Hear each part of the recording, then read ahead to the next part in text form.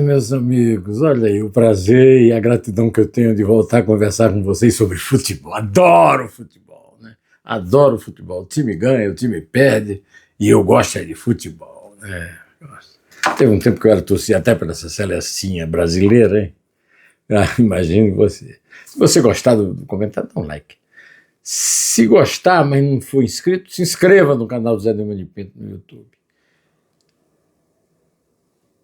E mesmo que não seja inscrito, se quiser comentar a favor, contra o que eu disser, por favor, sinta-se à vontade, que eu adoro ler comentários, tá? Bom, acontece o seguinte, tivemos as oitavas de final da Copa do Brasil e o futebol tem destas coisas incríveis, né? A final da Copa do Brasil de 2024 foi repetida pelo avesso, no mesmo estádio, no estádio da Arena do Atlético Mineiro, só com resultados opostos. No ano passado, o Flamengo empatou e levou a Copa porque tinha vencido no Maracanã. Este ano, o Flamengo perdeu nos pênaltis do Atlético e o Atlético passa para as quartas de final. O Flamengo, como se sabe, fez investimentos pesadíssimos em milhões de dólares, inclusive contratando 2 jogadores, um de meio de campo e um atacante, do ex-time do seu técnico Felipe Luiz, o Atlético de Madrid.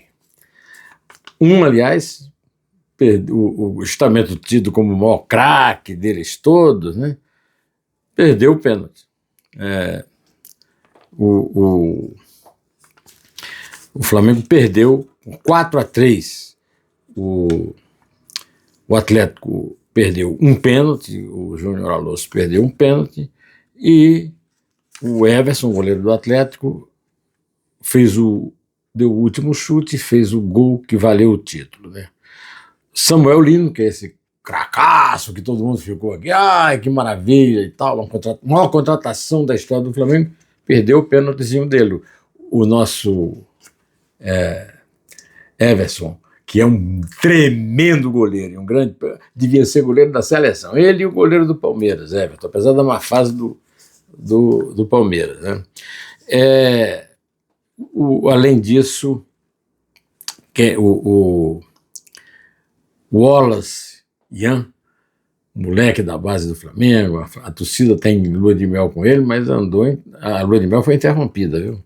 Foi interrompida porque eu vi o grande centroavante, que eu vi muitas vezes jogar no Pacaembu, Walter Casagrande, contando que todo mundo vai bater o pênalti, vai o cara fechar, né, concentrado, olhando para o goleiro, e ele foi jogando uma bola para cima e para baixo, e assim como se estivesse dançando, mostrando uma grande...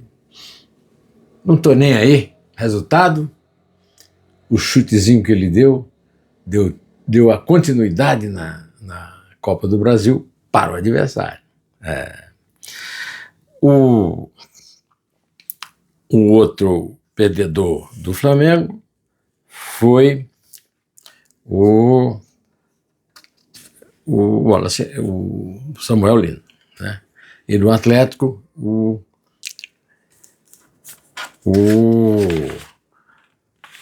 como é que chama mesmo, cara? Bom, tem importância, o Atlético ganhou.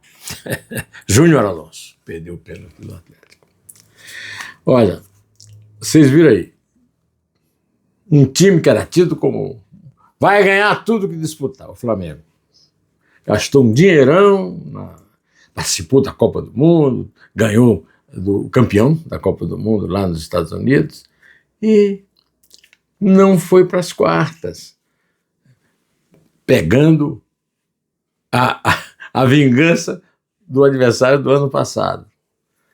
Apesar de investir muito em muitos jogadores que estão aí atuando, mas o Flamengo não passou do Atlético Mineiro, que há uma semana ou mais um pouco estava tendo uma briga de jogador por salário atrasado. Você vê como é que é o futebol, né? Outro exemplo é o exemplo do outro time que é tido como campeão eterno nos últimos 5 anos. O Palmeiras, Sociedade Esportiva Palmeiras. Perdeu de 2-0 para o Corinthians. Um gol de Matheus Bidu e um gol de Gustavo Henrique. Gustavo Henrique é um back altíssimo, mas não tem assim uma fama de ser um grande zagueiro, mas fez um golaço de cabeça. E o Palmeiras perdeu o jogo ao contrário do Flamengo. O Flamengo perdeu, o menino perdeu o pênalti por excesso de segurança, né? Aliás, o Gerson de Oliveira Nunes, o grande Conhatinha, disse isso, disse que ele bateu todo errado. É um cara que não deve treinar pênalti, inclusive. Será que o Felipe não sabia disso? Não vê os treinos?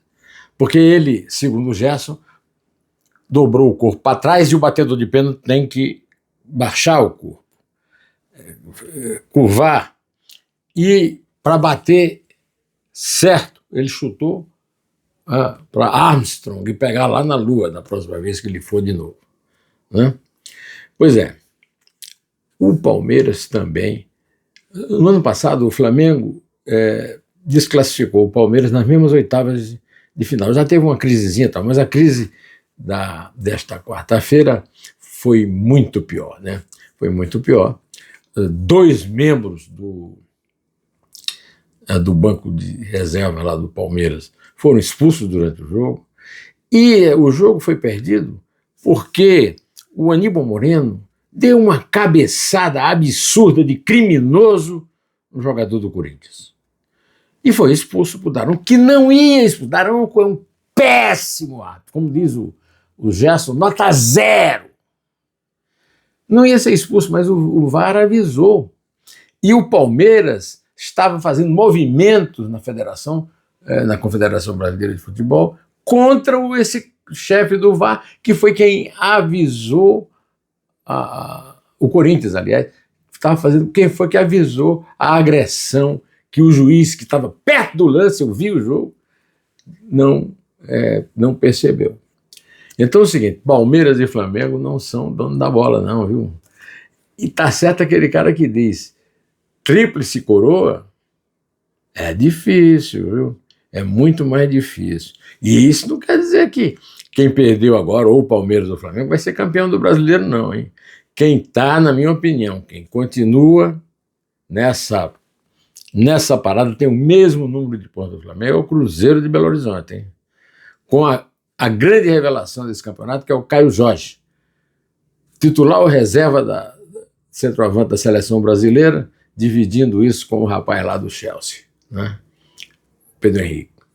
Pois é isso aí, meus amigos. Eu quero aqui dizer a você que a bola rola e segue o jogo. Ou melhor, não para o Flamengo na Copa do Brasil não segue mais o jogo. A bola já foi por fora, jogada para fora. Agora eu quero aqui também dizer o seguinte, torcedor é muito ingrato, né? Porque camarada criar uma vaia, um movimento, tudo contra Abel Ferreira, 5 anos, ganhando 10 títulos no Palmeiras. É muita ingratidão, muita ingratidão. É ou não é? Isso aí, eu não tenho nada com isso, hein? Direto ao assunto, até.